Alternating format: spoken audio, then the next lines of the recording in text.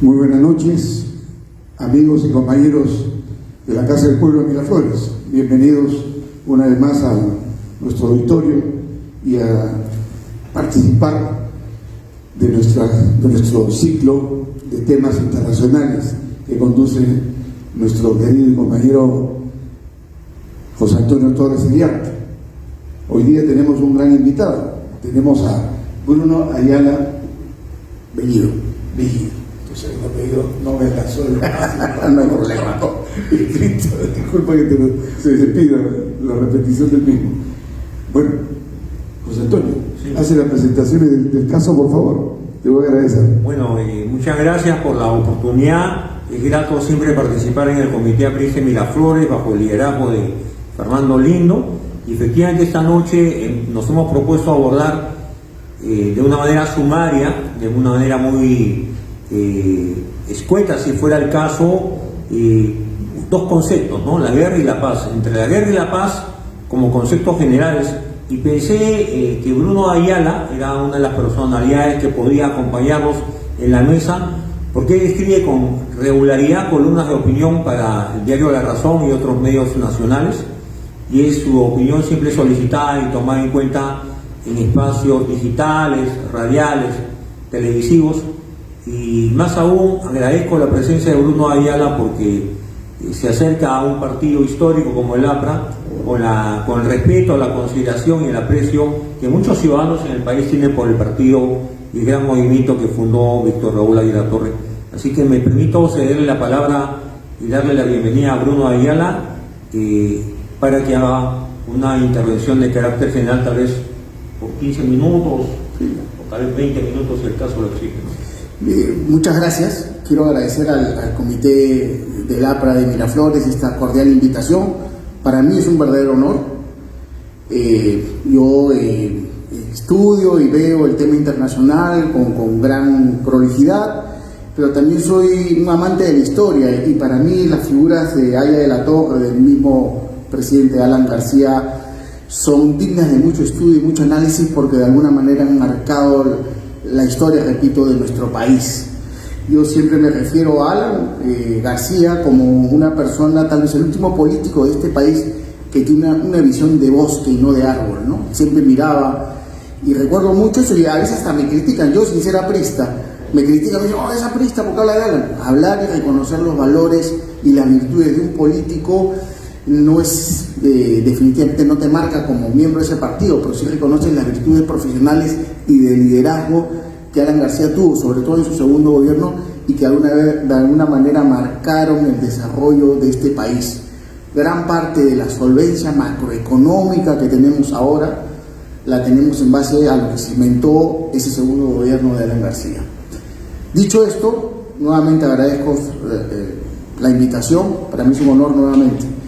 Y sí, vamos a tratar de explicar lo que está pasando en el mundo. Y lo que está pasando en el mundo es que en este gran tablero de ajedrez que es el mundo, hay tres superpotencias que se están disputando los liderazgos. Como yo digo, para que más o menos se entienda, ya teniendo la presencia de Donald Trump, que es una especie de gángster de Nueva York de los años 30, 40, este es un mundo en donde se están dividiendo sus sectores, sus barrios, ¿no? Y de alguna manera Donald Trump, consciente de lo que está pasando, del decaimiento de este imperio que es los Estados Unidos, él ha intentado, o está intentando de alguna manera evitar que exista el cambio con la China o con el mismo Rusia, ¿no? Y ha intentado ponerle freno a esta caída de los Estados Unidos. Pero es muy difícil hacerlo. Lo he intentado con este intento de reestructurar el Estado norteamericano, poniendo a Elon Musk a la cabeza, pero Elon Musk se ha dado cuenta que es imposible. Hay tres cosas que no puede hacer Estados Unidos: reducir su gasto de defensa, el tema del Medicare, el tema de seguridad social y el tema de pensiones. Contra eso no puede ir. Estados Unidos es un país que tiene 37.000 billones de dólares de deuda. Solamente este año pagar los intereses de esa deuda es más que su presupuesto de defensa. A ese nivel estamos. Por eso, para los Estados Unidos, que China saque un yuan digital es una bomba a su línea de flotación en cuanto a su economía misma. Que el dólar deje de ser la moneda que manda en el mundo es peor que si le pusieran una bomba nuclear en Nueva York. Entonces esa es la lucha en la que está en este momento el mundo. Más allá de los conatos de guerra que pueden haber, o las guerras que se están dando en Ucrania, en el Medio Oriente, que hasta el momento son regionales y ojalá se mantengan regionales, aunque vemos por otro lado también que Europa, la vieja Europa, la Europa dominada por el progresismo, quiere la guerra total, porque ¿qué pasaría si hubiera una guerra total? Pues se suspenden elecciones, la gente se mete a su casa, volvemos a una especie de pandemia nuclear, por así decirlo. Por eso están insistiendo tanto en que Putin pise el palito.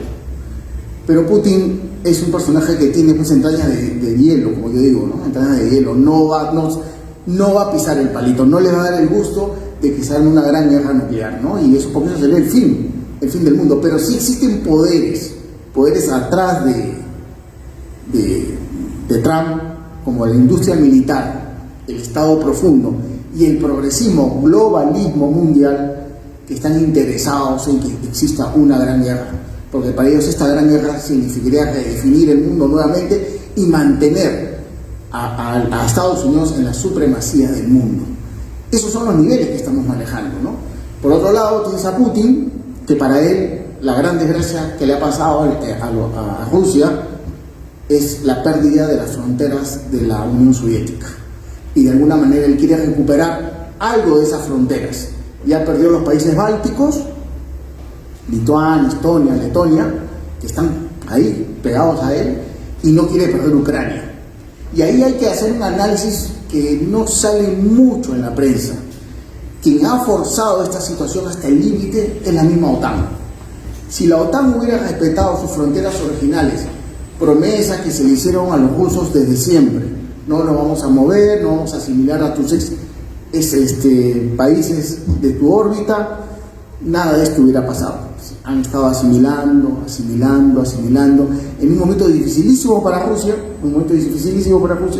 pero cuando ya se recuperaron de la caída del muro de Berlín, cuando se recuperaron, cuando toma el poder Putin, ya en el 2000 empezaron a hacer esta recuperación de su economía y sobre todo de su armamento, ¿no? En estos momentos Rusia se dio cuenta que tenía que recuperar su espacio vital, y su espacio vital era justamente Ucrania, los países bálticos, Hungría, Eslovaquia y todos estos países que eran de la órbita soviética. Ahora, las formas no van a ser como antes, evidentemente, las formas van a cambiar, pero está claro que cada una de estas potencias quieren dominar su espacio, y lo que estamos entrando es a un mundo tripolar. Ya no va a haber un mundo hegemónico con los Estados Unidos, hay un mundo tripolar, y lo que va a definir finalmente quién domina el mundo a finales de este siglo va a ser la tecnología, quien domine la tecnología y el comercio. Eso es vital para el que vaya a tomar el liderazgo. Y ya vemos cómo, por ejemplo, China ha lanzado su inteligencia artificial. Ahora está ya en Pekín, se está probando la 6G, la internet 6G. O sea, estamos hablando de quien domina la tecnología va a tener supremacía sobre el que está detrás. Y hay movimientos en ese aspecto. Por eso que Trump no quiere que le vendan los chips a los chinos.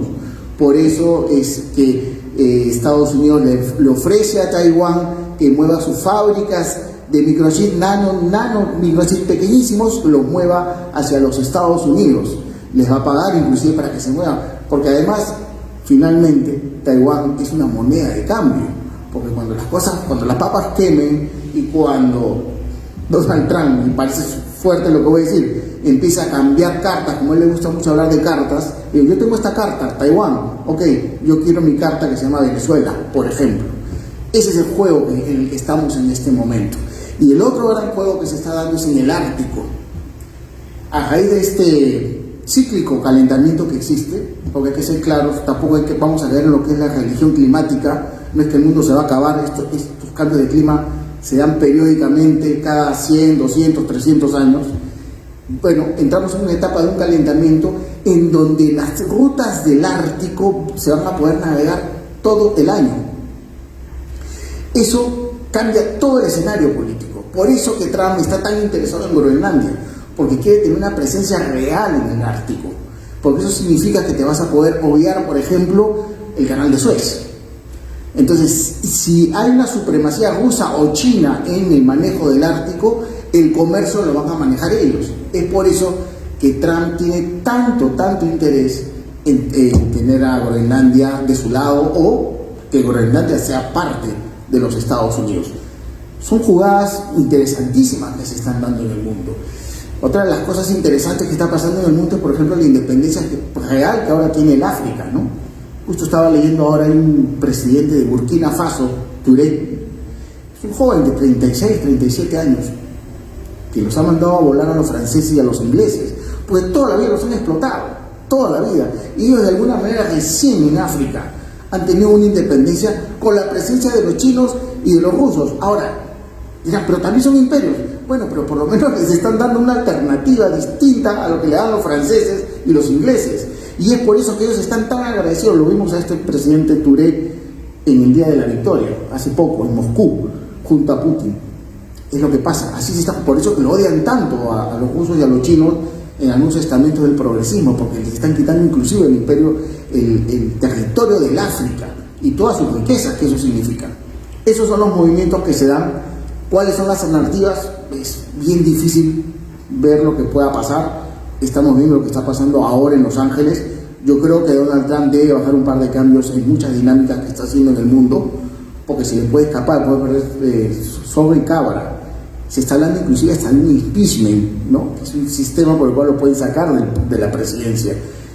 Lo que hay hoy en Los Ángeles es prácticamente una guerra civil que se está dando, justamente por intentar presionar a la comunidad latina para sacarla de los Estados Unidos a los ilegales, y lo cual yo creo que eso lo tendría que evaluar. Si tú combinas lo que pasa dentro de los Estados Unidos y con lo que pasa fuera de los Estados Unidos, la situación se le pone muy difícil a Donald Trump. En este momento es muy complicada. Acuérdense que él prometió que en 2 días iba a acabar con la guerra de Ucrania. Ya pasaron más de 100. Y pasarán 100 más, porque Putin está muy cómodo con la guerra. Toda su economía está enchufada a la guerra. Él no va a desenchufar su economía para firmar una paz que ahora no le conviene. Putin no pretende darle ni un centímetro de tierras raras a Trump, porque para él Ucrania es de Rusia. Entonces él va a avanzar hasta donde pueda avanzar, evitando sí la guerra nuclear, pero va a avanzar de aquí hasta fin de año todo lo que pueda. Si a eso se le agrega los intereses reales que tiene China sobre Taiwán y la forma que va a hacer los chinos para conquistar o para debilitar el independentismo en Taiwán, vemos que la situación a Trump se le pone muy complicada. Y si no reduce su gasto a la interna, si sigue dependiendo de la maquinita, su situación, estamos hablando de 20, 30 años, va a ser muy difícil para los Estados Unidos. Muy difícil. 37.000 millones de deuda, como repito, tiene déficit comercial con casi todos los países del mundo,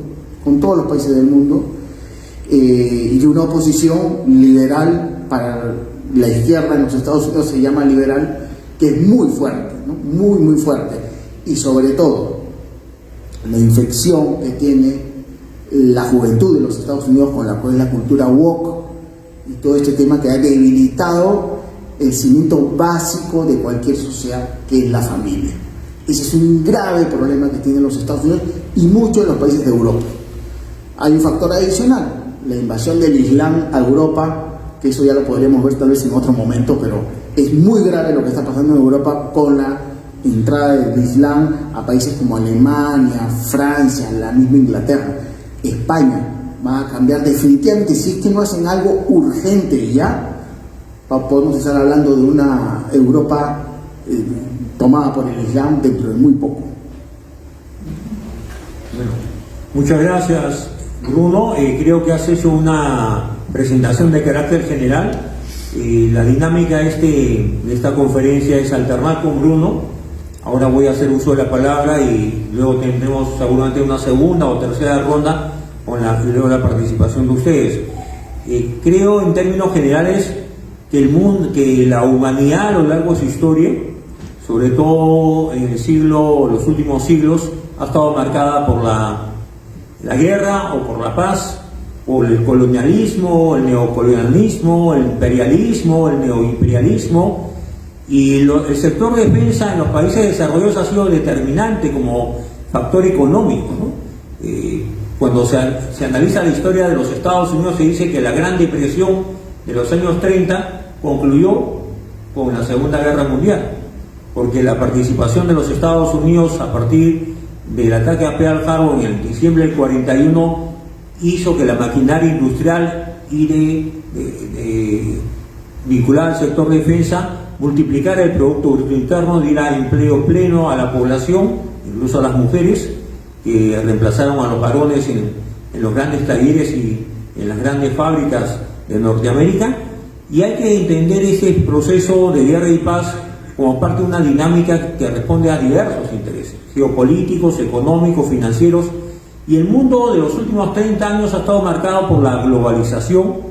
Se creyó que iba a haber una hegemonía norteamericana en el largo plazo. Se está demostrando que esto era solamente una ilusión, y cuando Francis Fukuyama habló del fin de la historia, el fin de las ideologías, y que entrábamos en una etapa de estabilidad en el largo plazo, definitivamente se equivocó, porque en los años 90, incluso muy próximos a la caída del muro de Berlín, hubo guerras de cierta intensidad en los Balcanes, ¿no? Se disolvió la Yugoslavia, los países que se habían independizado respecto a la URSS tomaron un camino propio, se abrieron a la economía y mercado, se democratizaron de alguna forma, y ciertamente Ucrania, en la visión rusa, para la visión de la Federación Rusa y de un líder formado en la KGB como Vladimir Putin, él tiene claro que la actual Ucrania debe ser parte del territorio de la antigua URSS o de la actual Federación Rusa, ¿no? Ahora, Occidente ha cometido graves errores, y creo que el gran error de Occidente es que ya no se habla de socialdemocracia, socialcristianismo, derechas o izquierdas. Hay un globalismo que yo lo he llamado siempre avasallador, porque no acepta ningún tipo de condiciones o relativismos, quiere imponerse a rajatabla en todo el mundo, en Canadá, Estados Unidos, en la Europa occidental, y ciertamente Bruno habla con propiedad de que Europa está inmersa en una política que puede exponerse a que la presencia de migrantes, no de Europa del Este, sino migrantes del norte de África, de orientación islámica, pueda cambiar el curso de las sociedades, de las principales sociedades de Europa occidental. Y no cabe duda que lo que está pasando en Los Ángeles debe llamar la atención, pero quienes estamos en política y hacemos análisis político permanentemente, no cabe duda que lo que está ocurriendo en Los Ángeles no solamente es el tema de los excesos dispuestos por la administración de Trump respecto a los migrantes ilegales, sino hay una respuesta política y cada vez más organizada y coordinada en mi concepto del gobierno de Venezuela, del gobierno cubano, del Tren de Aragua, que está desestabilizando Los Ángeles, sabiendo que ahí se está librando una gran batalla que podría devenir en una situación de inestabilidad política para la administración de Trump. Estados Unidos es un país más institucionalizado que otros, hay pesos y contrapesos. El Partido Demócrata está muy desacreditado, muy golpeado, pero como viejos políticos y hábiles hombres de Washington, porque hay una diferencia, los que han hecho política en los Estados Unidos se han formado en Washington. Donald Trump no es un político formado en Washington, ni siquiera tiene una formación en el área de ciencia política, de relaciones internacionales. Es un empresario, es un hábil negociador, y como se ha dicho a través de Bruno, usa cartas, ¿no? Usa, como si llaman las cartas de un póker, o como si fuese un tablero de ajedrez. Él sabe que ciertos espacios son parte de la comunidad norteamericana, la presencia, por ejemplo, de hispanos en los Estados Unidos. No creo que la Casa Blanca lo desdeñe, pero tengo la impresión que en ese momento un sector importante de los hispanos en los Estados Unidos respalda todavía y aplaude incluso las medidas de deportación que ha promovido la administración Trump, porque son conscientes de que hay cierta inestabilidad que se ha agravado en los últimos años en la administración Biden, cuando prácticamente fue una política de fronteras abiertas.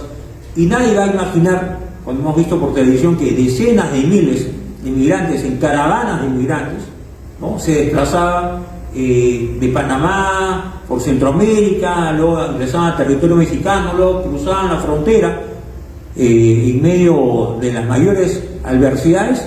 Nadie va a pensar que eran actos espontáneos, familias que se unían, ideales superiores.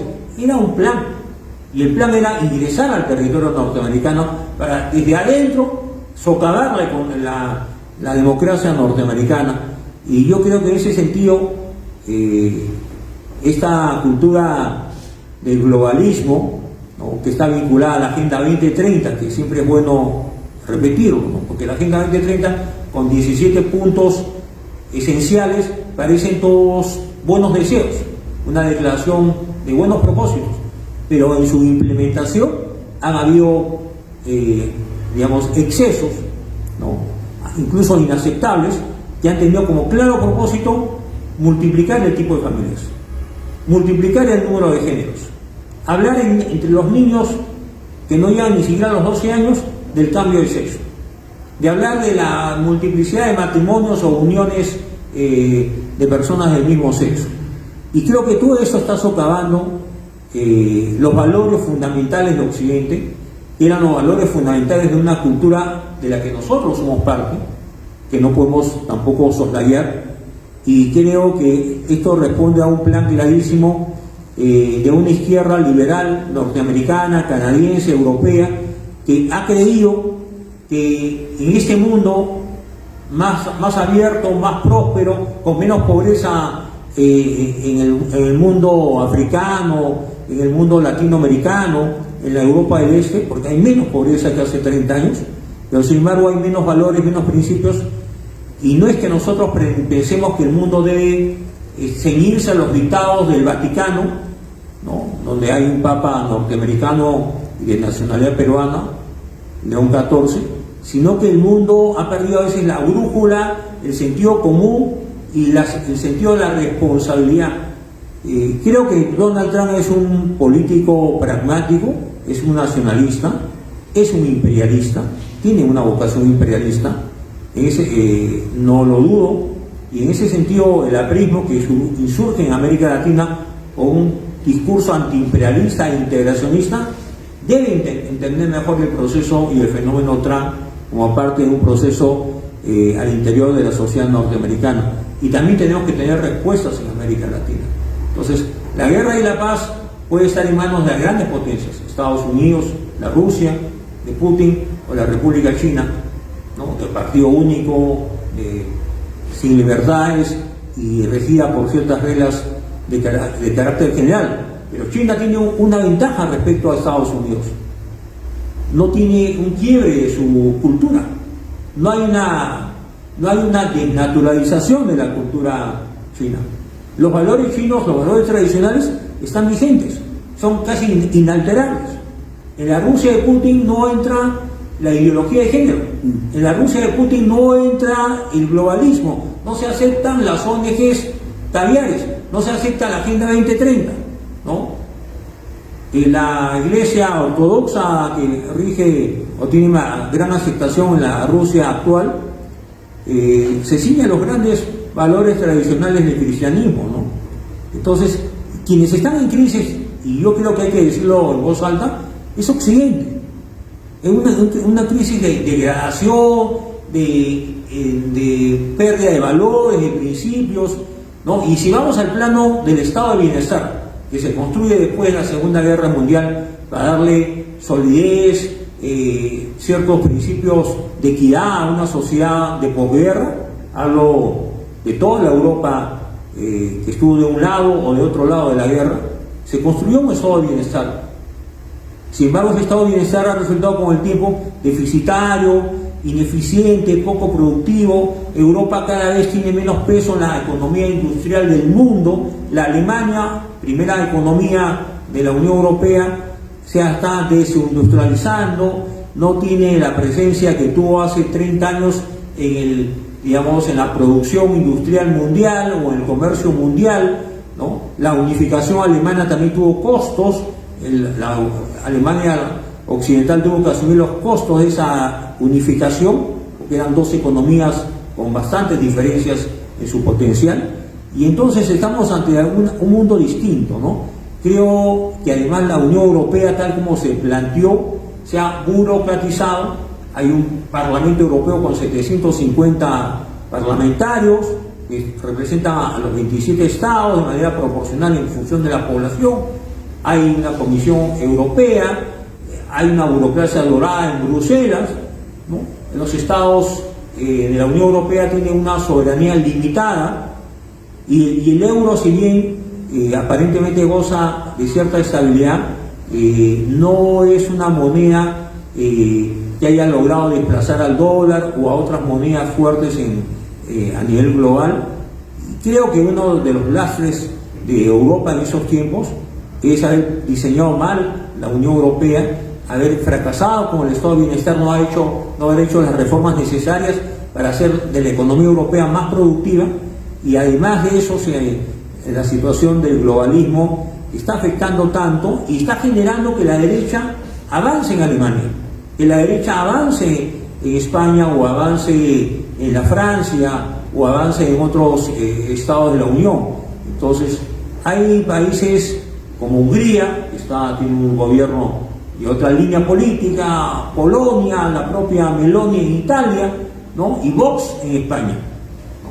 Entonces, yo creo que hay un acto de total irresponsabilidad de los países europeos de seguir financiando el gasto militar de Ucrania, de seguir indefinidamente siguiendo con esta defensa del territorio ucraniano, ¿no? Incluso obligando que los demás estados de la Unión, a pesar de sus dificultades financieras, aporten recursos fiscales para el financiamiento del armamentismo en Ucrania.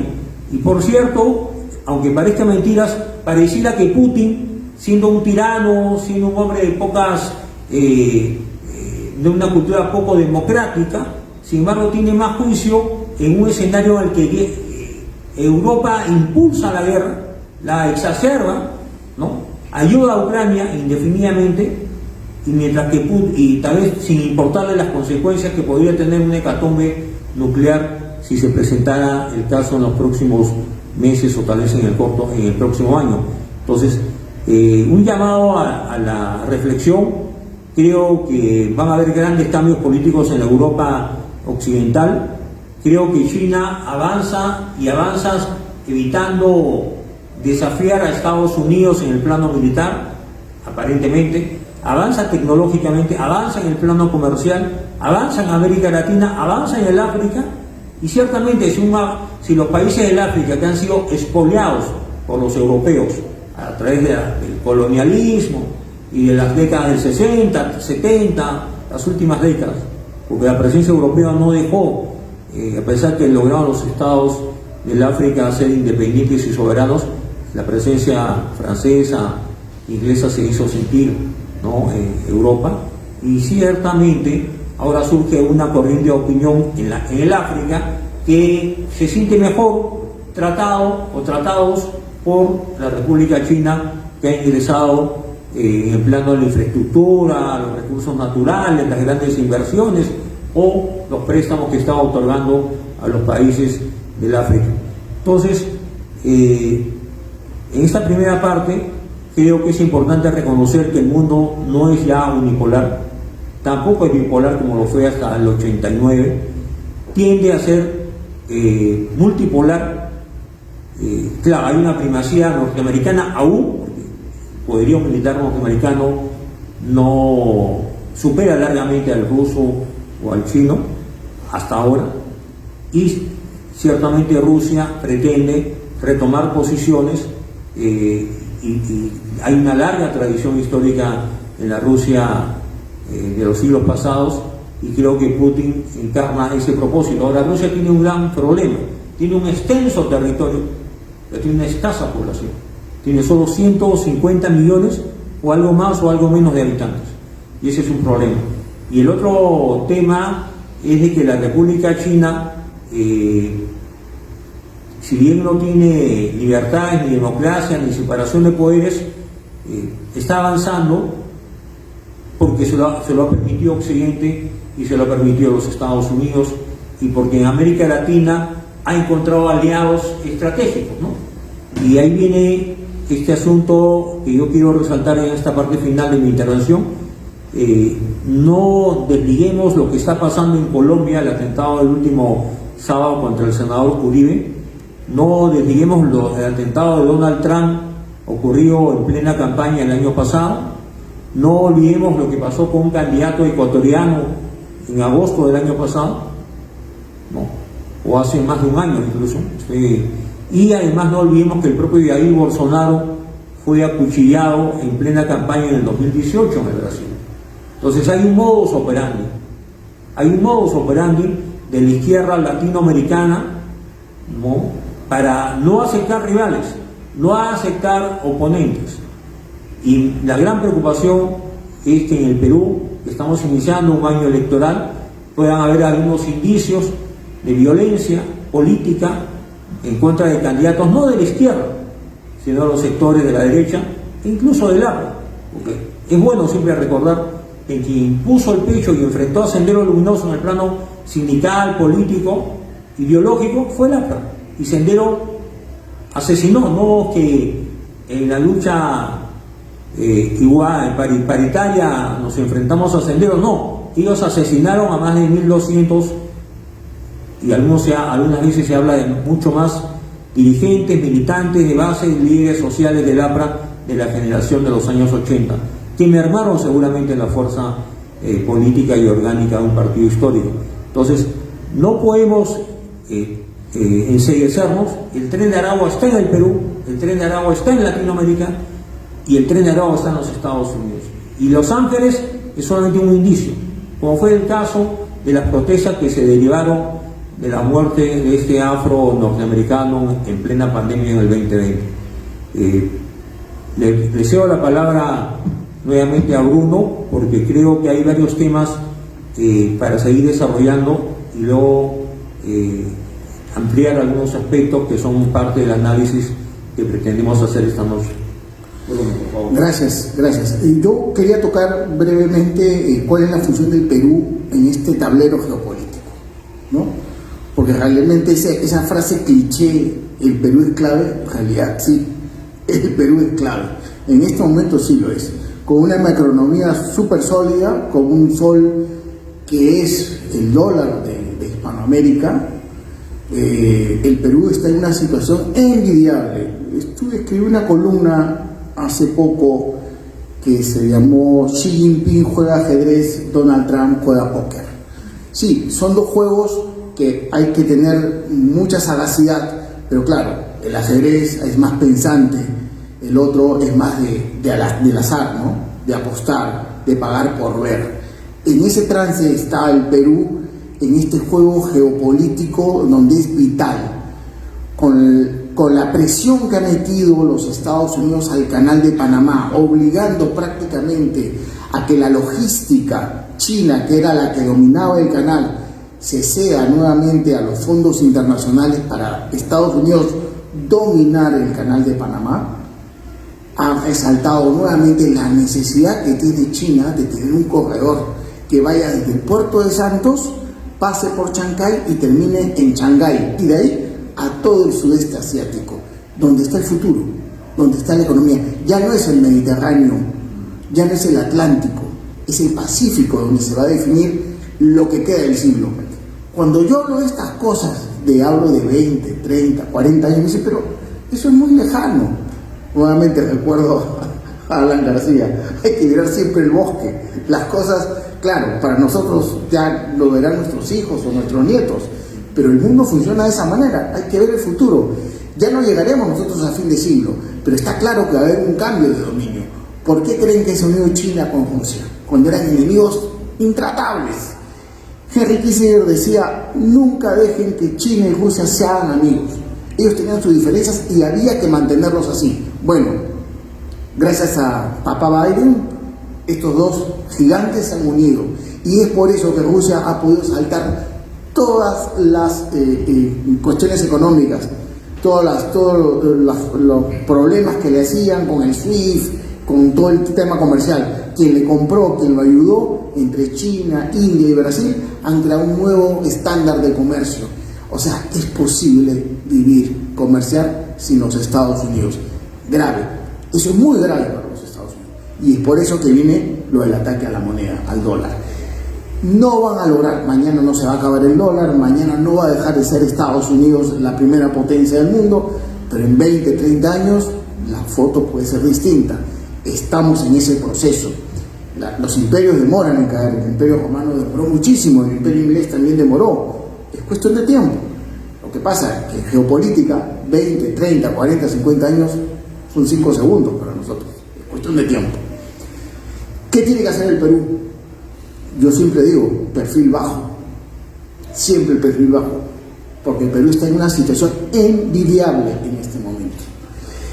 Inmediatamente una vez se veía lo que se debería venir con el Canal de Panamá, China manda una delegación de altísimo nivel al Brasil para controlar sus líneas férreas, para ver todo el tema de lo que va a significar ese comercio que va a pasar por Brasil, se va a saltar Bolivia, evidentemente, nadie quiere hacer comercio con un país, nadie puede dejar 150.000 millones de dólares, que es el comercio de Brasil con China, a manos de unos tipos que bloquean las carreteras.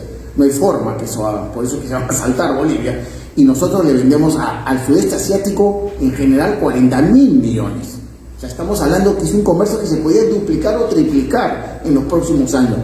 Esa, creo yo, puede ser la llave del futuro de nuestro país. Ahora, el gran problema que nosotros tenemos es que esa macroeconomía no la hacemos bajar al peruano de a pie.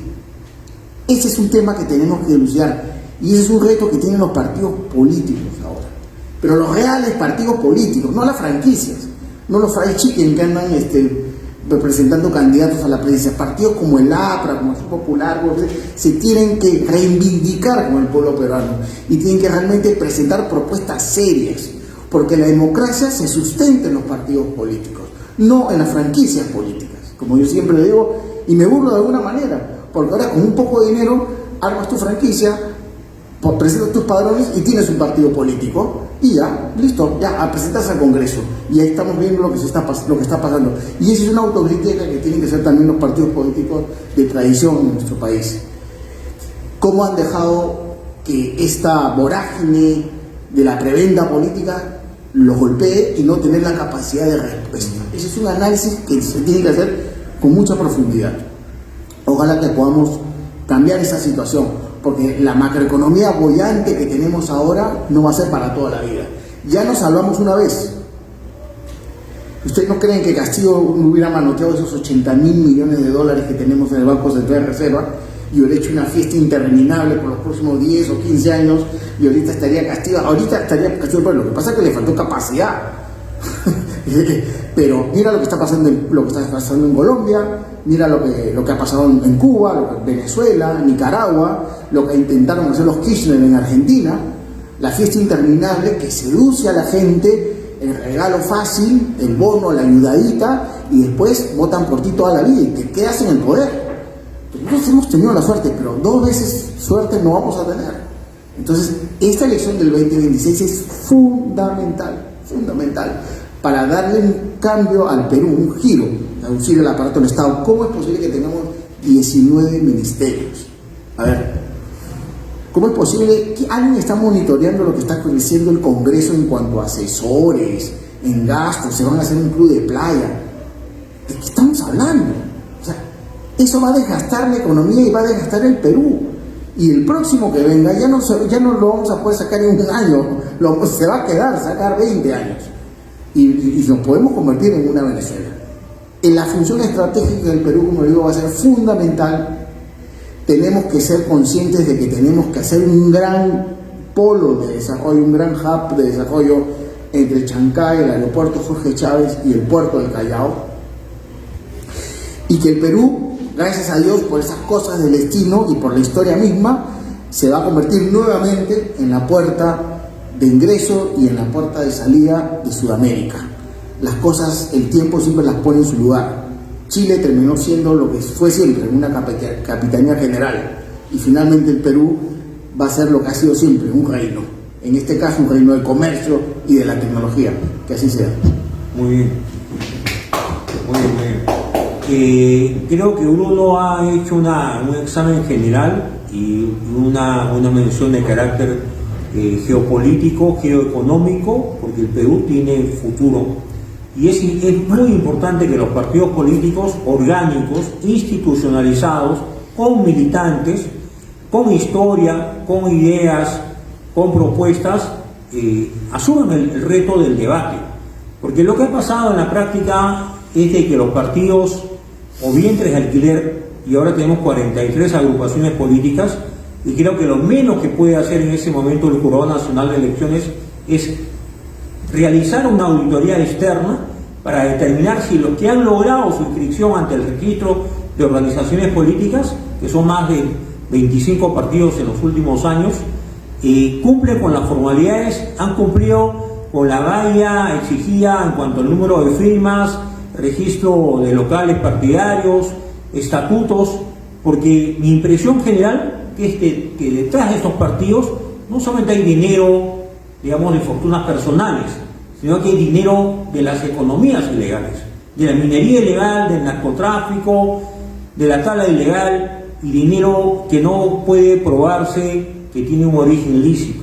Entonces, si a la política va a entrar, o ya entró a través del registro de organizaciones políticas, este tipo de vientres de alquiler que tienen incluso presencia en el Congreso actual y que han desplazado a un partido histórico como el APRA o agrupaciones como el PPC a un segundo plano, creo que es el momento de recuperar ese espacio. Pero había pues una campaña sistemática en contra del APRA, que el APRA en su momento no supo responder, porque si me denuncian, si me calumnian, si me imputan cargos, debo responder, y responder pronto y rápido. Uno no puede solamente apelar al silencio, digamos, o a que el tiempo se encarga de poner las cosas en su lugar, o que la historia, o que la próxima generación, no. El Perú está en un momento decisivo. Creo que el debate político e ideológico tiene que darse. Y volviendo al tema central de la exposición, el mundo está afectado por el riesgo de guerra latente. El tema de Ucrania, la invasión de Rusia, Medio Oriente, Hamas, ¿no? Situaciones en el Asia, India con Pakistán, la intervención de Rusia y China en ese conflicto fronterizo de larga data del año 47, en la etapa postcolonial, cuando se crean dos estados soberanos, donde antes había tenido participación el colonialismo inglés, ¿no? Entonces estamos expuestos a situaciones de abierta violencia, y creo que lo que está pasando en Latinoamérica no podemos obviar. Es impensable que una revolución fallida como la de Cuba se mantenga tantos años en el poder. Es impensable que el Partido Demócrata en los años de Obama y con Biden haya sido tan permisivo con el gobierno de La Habana y con el gobierno de Nicaragua. Es impensable que Biden haya abierto las fronteras de los Estados Unidos con el propósito aparentemente de dar oportunidades a los que eran perseguidos políticos en Venezuela, o en Haití, o en Nicaragua, en otras latitudes. Creo que detrás de todo esto hay un plan urdido, ¿no? Y por eso insisto que no podemos soslayar que la presencia de migrantes en el país que están expresados en el Tren de Aragua y otras organizaciones delictivas que se han confabulado con delincuentes nacionales, por supuesto, están socavando la seguridad interna, que es el tema fundamental en las calles de Lima, en las calles del país. Es el tema de primera importancia en la agenda política. Creo que a los electores no les interesa mucho la estabilidad del sol ni las reservas internacionales, sino la seguridad interna. Y, por cierto, Maduro se mantiene. Hace unos meses tuvimos esta sala con visitantes venezolanos y dirigentes de la oposición venezolana que estaban expectantes de un cambio de gobierno. Se consumó el fraude el 28 de julio del año pasado en Venezuela. Estados Unidos ha mandado negociadores a Caracas. Han elegido una asamblea legislativa sin la participación de la oposición hace pocos días, y ciertamente tiene Maduro el control del 80% de los asambleístas. Entonces, ¿de qué estamos hablando? ¿A qué apuestan Estados Unidos, o a qué apuestan los demócratas de Europa o los socialistas de Europa cuando tienen a un Rodríguez Zapatero, amigo íntimo y personal de Nicolás Maduro y de Diosdado Cabello, ¿no? Entonces, creo que es necesario que un partido histórico como el APRA siente una posición y hagamos docencia, porque todo lo que ha manifestado Bruno de esta oportunidad que se abre al Perú a través de Puerto de Shanghái, a través de esta visión que ya tiene la República China de hacer un gran corredor que una el Brasil con la costa peruana, cómo quedaría desplazado a un segundo plano la economía de un país como Chile, que se ha sentido hegemónico en algún momento en América Latina, o que tenía aspiraciones hegemónicas en América Latina. Hablo de los años 90, inicios de ese siglo. Ahora Chile se está replegando, quedando en un segundo plano, porque la izquierda juvenil que tomó el poder con Boris ha fracasado rotundamente. No logró aprobar un nuevo texto constitucional, no logró hacer las reformas prometidas, la derecha se ha empoderado, y aunque tiene varios candidatos en la interna, seguramente va a ganar uno de ellos la presidencia que se pone en juego ahora en noviembre, en las elecciones generales, ¿no? En primera vuelta y en diciembre la segunda vuelta.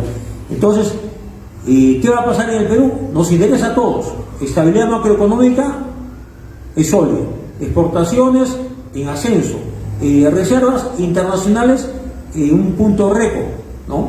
El comercio con los Estados Unidos ya no es el determinante, es el comercio con el Asia y con la República China.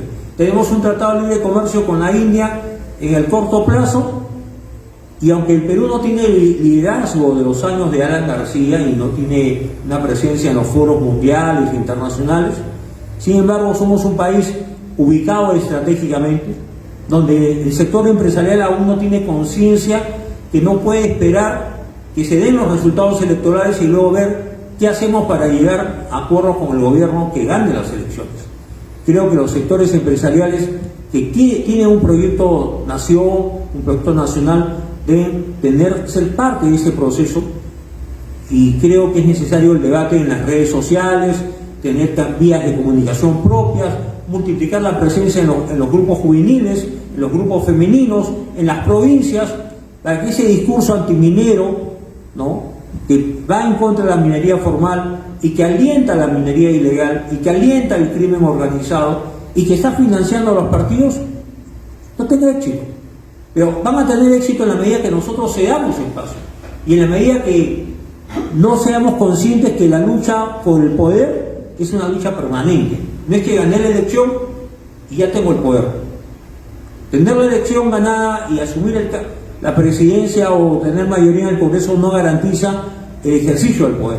El poder en esos tiempos es un poder fáctico, un poder mediático, un poder judicial en manos de los caviares, un ministerio público que, siendo un organismo autónomo, se comporta como un poder del Estado, que no rinde cuentas a nadie. El Perú ha sido afectado por la trama de Odebrecht, no nos hemos librado de la trama de Odebrecht, seguimos en este proceso y por un plazo indefinido, y ya estamos a un año de las próximas elecciones, o a menos de un año, y es necesario tomar algunas medidas, ¿no?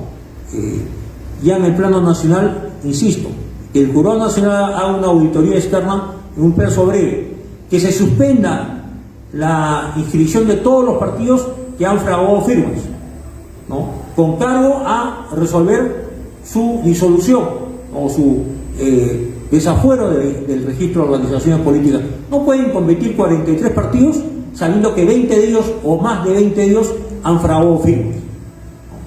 Si ellos tienen militantes, que los convoquen a una asamblea, a un estadio, a un coliseo, a una plaza pública, a ver, y se registren sus militantes. No tienen militancia, no tienen vía partidaria. Entonces surgen candidatos mediáticos, candidatos que tienen medios propios, que son tan dedicados al humor político, y no entendemos que la ciencia política tiene que tener un papel serio y responsable en el análisis de la toma de decisiones. No se puede improvisar, no se puede actuar a ver qué tal sale, qué tal va, intento esto, intento lo otro. Y recogiendo el mensaje de Bruno, efectivamente, ¿cómo hacer posible que la tasa de pobreza y pobreza extrema se reduzca? ¿Cómo hacer posible que Perú recupere la senda de crecimiento, que haya más inversión y se reduzcan las brechas sociales y se aumente el empleo productivo y se aumente la inversión y la confianza en los operadores nacionales y los inversionistas del extranjero?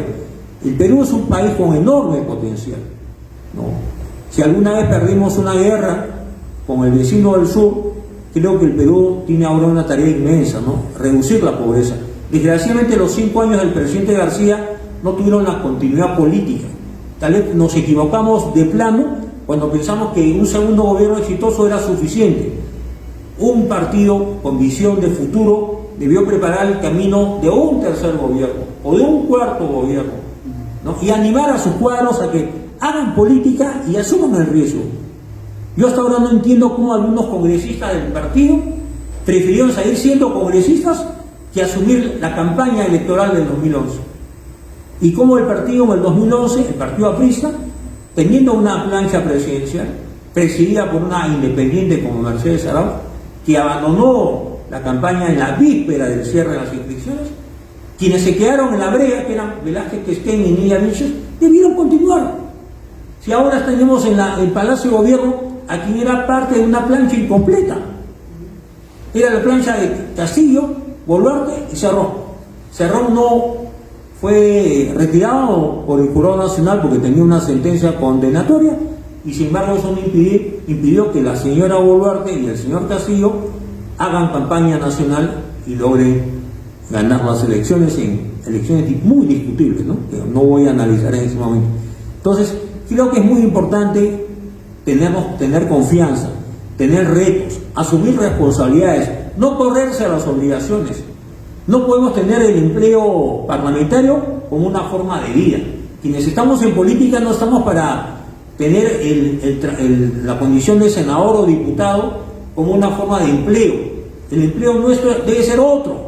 La política es un servicio, es una vocación, y no la puede tener quien no tiene también ambición de poder. De nada vale que estemos en política si no tenemos el poder, si no somos gobierno, ¿no? Y si Alan García tuvo la virtud de llevar al APRA 2 veces al gobierno, tal vez una falencia fue no mirar más allá de los 5 años, porque no se puede pretender tener éxito en planes de gobierno, políticas públicas o políticas de Estado, si no hay continuidad. Lo vino Humala, la pareja presidencial, ahora condenados, el gasoducto, que hay denuncias por pena privativa por 25, 30 años o 35 años, incluyendo al ministro Castilla, ¿no? Que sale incluso a opinar sobre temas de coyuntura económica, y lo que vino después, Martín Vizcarra, la muerte del presidente García, ¿no? Sagasti, Pedro Castillo y ahora Boluarte. Creo que merecemos mejor representación política, pero no podemos asumir representación política sin asumir retos y responsabilidades, porque es la tarea de los que estamos en un partido con una mirada no de corto plazo. Y efectivamente en el siglo XXI, como se ha dicho, y creo que Bruno de Ayala lo expresó con propiedad, los grandes imperios en la historia de la humanidad han tenido ciclos de expansión y ciclos de decaimiento, y esos ciclos de decaimiento han tomado tiempo, a veces centurias o a veces décadas, para que se materialicen, ¿no? Lo que ocurrió, la implosión que ocurrió con la URSS, era impredecible, o fue impredecible. Creo que nadie, un mes antes que se abra el muro o caiga el muro de Berlín, pensó que iba a ocurrir ese acontecimiento que marcó la historia del siglo XX, ¿no? En la etapa final. Entonces, hay situaciones también inesperadas, hay situaciones también consecuencia de, hay situaciones también fortuitas en la historia de la humanidad o la historia de los últimos siglos. De todos modos, volviendo al tema central entre la guerra y la paz, ¿no? Si Naciones Unidas se crean para darle paz y estabilidad al mundo de posguerra, después de 80 años de vigencia del sistema de Naciones Unidas, yo lamento que el sistema de Naciones Unidas haya sido tomado, copado, cooptado por este mundo que representa la opción de la Agenda 2030, que no tiene una mirada en defensa de los grandes valores que tienen que ver, en mi concepto, sobre todo con la libertad, que es fundamental, con el derecho de propiedad y el derecho a la vida. Entonces, esta burocracia de las Naciones Unidas, ese sistema de Naciones Unidas que involucra el sector financiero, la OMC, el área comercial, el sector de la cooperación, el Banco Mundial, a nivel hemisférico el Banco Interamericano, está en crisis y creo que merecería un análisis y una reflexión de carácter general. Entonces, Perú ha recuperado un sitial, sí lo ha recuperado, pero estamos en los ojos del mundo, sí. Tenemos un Papa nacionalizado peruano, un puerto de Chancay, un aeropuerto inaugurado con varias deficiencias, como se ha observado en los primeros días de funcionamiento. Pero tenemos una economía estable. Argentina todavía no logra superar el fantasma de la inflación. Bolivia está en una situación muy precaria.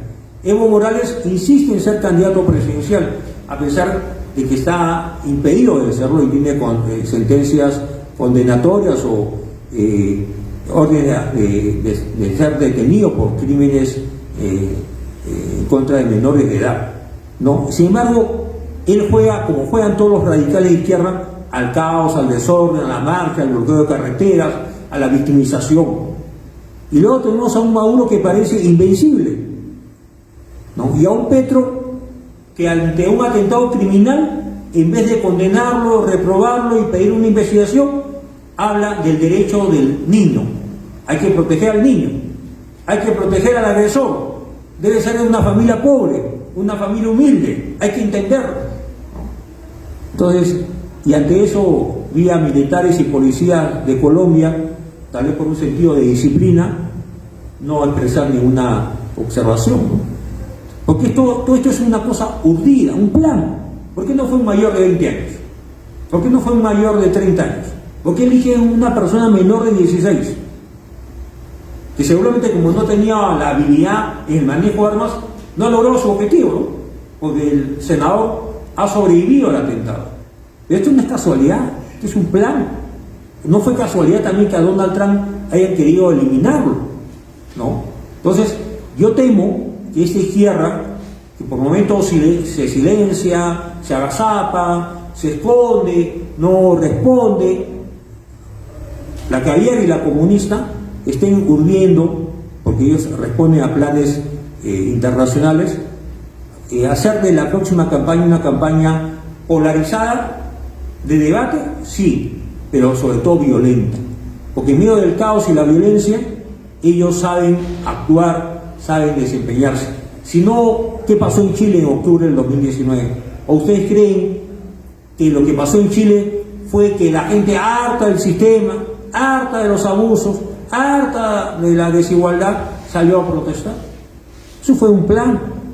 Y no olvidemos lo que dijo unos días después Diosdado Cabello, ¿no? ¿Qué les parece esta brisita bolivariana? Habían habido disturbios en Colombia, en Panamá, en Chile, ¿no? Y en otros países de la región. Entonces, yo estoy seguro que lo que está pasando en Los Ángeles hay que analizarlo en la interna norteamericana, pero también hacia afuera. Hay una agitación, estoy seguro, que son profesionales de la agitación, urdida por el Tren de Aragua, por los agentes venezolanos o de la inteligencia cubana, que se saben mimetizar, ¿no? Fidel Castro ha sido muy hábil en sembrar hombres de inteligencia cubanos en territorio norteamericano, más de una vez, ¿no? Entonces, le voy a darle el uso de la palabra a Bruno, porque creo con tu intervención, Bruno, y luego con el cierre que yo voy a brindar, podemos darnos por satisfechos, y te agradezco nuevamente tu participación. Yo muchas gracias por la invitación. Para mí, repito, es un honor. Solamente quiero terminar diciendo que todos los conflictos están entrelazados, no nos sentamos lejanos a ninguno. Irán tiene una presencia real en Bolivia.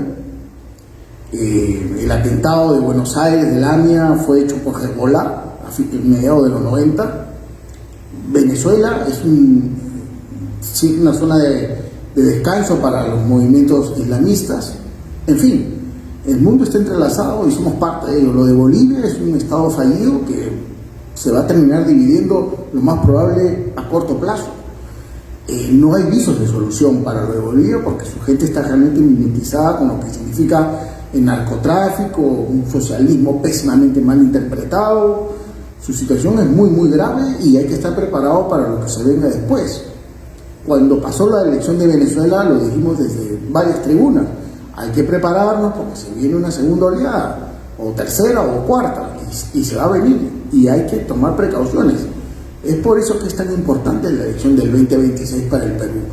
No solamente para redistribuir mejor la riqueza, para hacer lo que tiene que hacer todo Estado, crear oportunidades, no dar, crear oportunidades para los chicos. Lo que se hizo en la experiencia, repito nuevamente, la Alan García, que estoy en la casa de Alan García, con los colegios emblemáticos, por ejemplo, eso es dar oportunidades, dar igual educación, darle el instrumento para que el chico salga adelante, la computadora, el inglés, las redes sociales, en este caso, la inteligencia artificial. Eso va a definir el mundo. Y si un Estado no se preocupa en darle al que más le necesita esa oportunidad, pues estás creando un desbalance, estás creando una situación que después te va a pasar la factura. El Perú está insertado en el mundo, el Perú sí es clave, el Perú es importante, el Perú está en la foto, tenemos que ser inteligentes, sagaces. ¿Qué falta nos hacen líderes con esa perspicacia?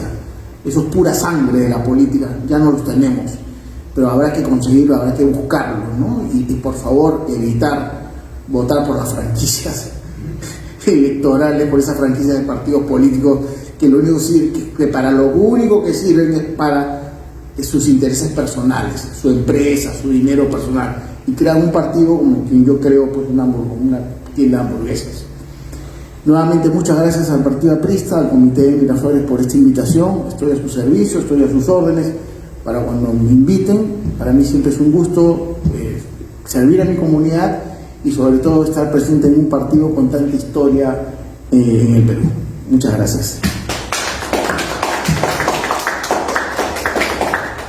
Gracias, Bruno de Ayala, por tu participación, y creo que corresponde hacer algunas definiciones ya de cierre.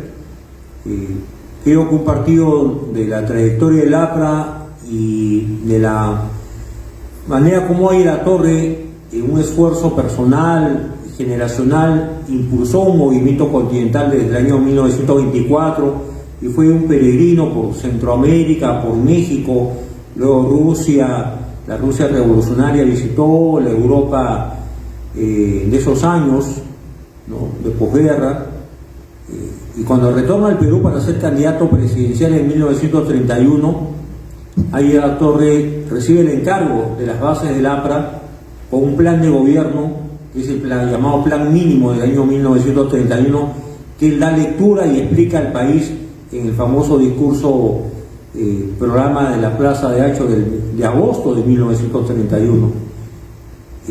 Y a lo largo de su vida, en la persecución, porque estuvo clandestino 14 años, asilado más de 5 años en la Embajada de Colombia en Lima, y años deportado, y estuvo incluso preso en el Panóptico, demostró que su propósito no era solamente hacer política, sino hacer docencia política. Y creo que ese propósito de docencia política lo estamos tratando bajo el liderazgo de Fernando Lindo en el Comité Aprista Miraflores de impulsar en varias facetas, ¿no? En varias facetas, porque hay una actividad permanente en el comité que hay que replicar en otros comités distritales o provinciales del país, porque es la manera de enseñar a las nuevas generaciones o a la generación vigente de que un partido no puede ser un partido solo de discursos breves, frases cortas, spots, afiches, banderolas y avisos luminosos o de redes sociales. Creo que hay siempre que entregar a los electores un plus, y eso nos diferencia, porque el APRA sigue siendo una marca, y si hablamos en términos de marketing político, una marca que puede reposesionarse y ganar prestigio y adhesión si aclaramos y explicamos y defendemos las posiciones de la historia nacional que está tan vinculada al APRA. Alguien me preguntó el otro día por qué se habla tanto del APRA, aunque el APRA no tiene representación en el Congreso. No tiene representación en el Congreso desde que Martín Vizcarra disolvió el Congreso en septiembre del año 19. Porque el APRA es un partido que tiene base social, tiene raíces sociales, tiene presencia en sindicatos, en sectores magisteriales, en sectores populares, en Lima y en provincias, y es sobre todo un gran sentimiento. Por eso yo abogo y espero que en los próximos comicios el APRA pueda recuperar a su electorado tradicional en el norte, en las provincias, ¿no? Y en los sectores incluso populares o populosos de Lima, donde ha calado en el norte APP de Acuña y el fujimorismo en los otros sectores populosos, donde una idea y un caudillo, Alberto Fujimori, ¿no?, con sus luces y con sus sombras, sigue a través de su hija teniendo una adhesión de un sector del país. Entonces, nosotros nunca hemos sido un partido de caudillos o de herederos, hemos sido un partido de masas, de cuadros y de frente único. Y por eso que el APRA, más allá de los 100 años, está vigente. Y no descarto que el APRA pueda recuperar esos espacios propios que fueron siendo cedidos, aunque parezca mentiras, a una persona que como todos lo sabemos, es incapaz de ganar dos ideas o cerrar una frase. Me refiero a César Acuña. Pero un mundo como el actual, donde el dinero juega un papel determinante en las campañas electorales y el proselitismo político, el clientelismo político, efectivamente tienen el control del Congreso, tienen presencia en varios ministerios del gabinete, tienen presencia en gobiernos regionales, ¿no? Y lo mismo pasa con el fujimorismo, que comparte la mesa directiva en el actual Congreso. Entonces hay que prepararnos para la próxima campaña, y yo creo que un candidato o los candidatos que representen al APRA y a otros partidos no pueden eludir los temas internacionales, porque nadie puede pensar que un Estado y una economía como la nuestra, que se ha insertado en este proceso de globalización, que tiene más de 20 tratados de libre comercio firmados con Estados Unidos, Canadá, Japón, Corea del Sur, la Unión Europea, que ha diversificado su economía y su oferta exportable, que tiene logísticamente ahora un puerto que puede ser la puerta de salida hacia el Asia. Definitivamente no tenemos la dependencia hegemónica de los Estados Unidos, pero sí también debemos ser conscientes que no podemos confiar nuestra soberanía y nuestros recursos a potencias foráneas. Y cuando hablo de potencias foráneas, no descarto a la República China y a otras potencias emergentes. Creo aún más en la integración, pero en base a la libertad de los principios fundamentales, la unidad continental, y entender que el imperialismo está vigente, por lo tanto la lucha antiimperialista continental debe tomar otra dimensión. La guerra está latente en varias partes del mundo. La guerra interna la hemos sufrido en los 80 en el Perú, y no descarto que un escenario de guerra interna tengamos que afrontar en los próximos años en el país, si es que cedemos espacio, como apristas o como demócratas, a la izquierda extremista y a la izquierda caviar, que está entregada a los grandes intereses de este globalismo y esta Agenda 2030, que lesiona, en mi concepto, la soberanía de los Estados. Muchas gracias, buenas noches. Bruno, un placer, realmente un gusto haber compartido la mesa contigo, y permíteme que comparta Gracias. una de las obras que tenemos reservada aquí en la Biblioteca del Pueblo, Luis Alberto Sánchez, Alberto Vera Rosa, exministro de Vivienda, Construcción y Saneamiento del primer gobierno del presidente Alan García, quien has mencionado varias veces en tu alocución, y escribe sobre ella la torre, sobre y que nosotros mencionamos repetidas veces. Pero no solamente hay que recordar el pensamiento de la Torre, sino que tenemos que llevar ya a la acción sus palabras. Y eso es una responsabilidad de todos nosotros. Cumplamos ese compromiso que hemos asumido al inscribirnos en el Partido Aprista. Bruno, contacto de la revista Nueva Claridad, que escribimos compañeros de aquí de la base y de otros lugares del país, y algunos del extranjero que nos envían también notas que publicamos quincenalmente y de manera digital. Perfecto. Será un gusto compartir Le voy a tus salir notas, los artículos. tus artículos y poder nosotros contar con ellos en nuestras páginas. Bueno, ya estamos realmente con la revista, estamos ya el segundo año y 32 ediciones, estamos caminando ya. Bueno, compañeros y amigos, muchas gracias por vuestra asistencia el día de hoy. Mañana, día quitado para la sala. Tenemos que compartir entre el partido de fútbol que va a haber Perú-Ecuador, y tenemos que compartir la sala también con la exposición en este coloquio sobre educación que conducirá nuestra compañera Mónica Yaya con el exministro Idel Bexer, y luego eso será de 6 a 8 y de 8 a 10 tendremos agenda social con la presencia de, por supuesto, y conducción de Enrique Valderrama, y como invitado Ismael Benavides. Bueno, esta noche hemos estado, repito, con Bruno de Ayala Bellido, a quien le agradecemos y deseamos realmente que nos visiten en otra oportunidad para ampliar nuestros temas. Muchas gracias. Gracias, José Antonio. Gracias.